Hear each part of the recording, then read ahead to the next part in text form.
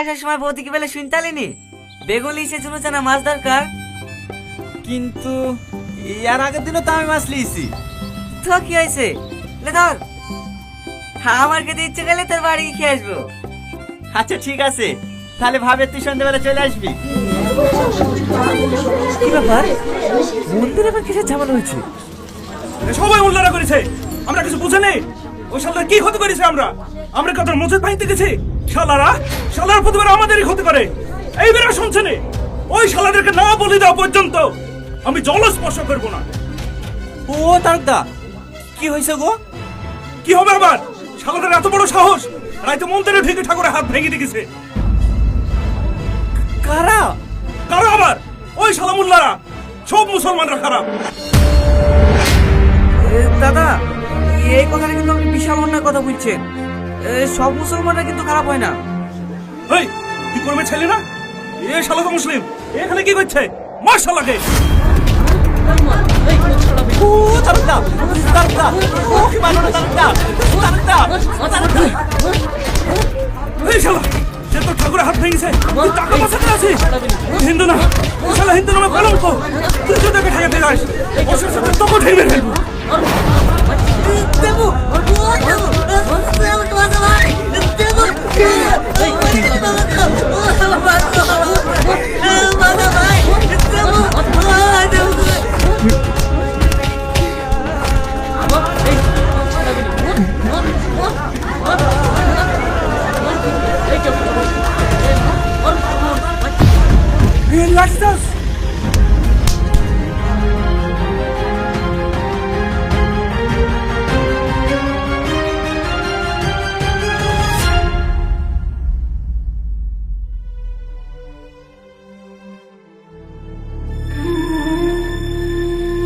ওগো খেলাম।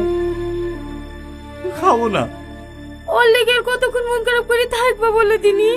কাল থেকে কিচ্ছু খাওনি কো। লাও ওঠো, উঠে যদি খেয়ে নাও।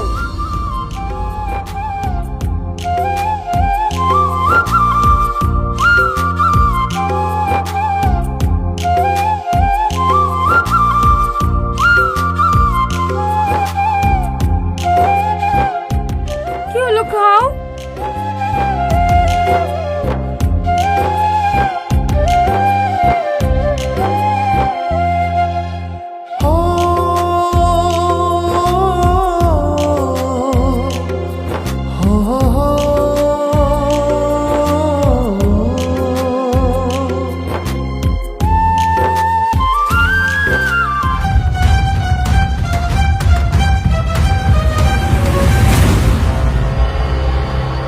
আপনারা কি ভাবছেন গল্পটা এখানেই শেষ?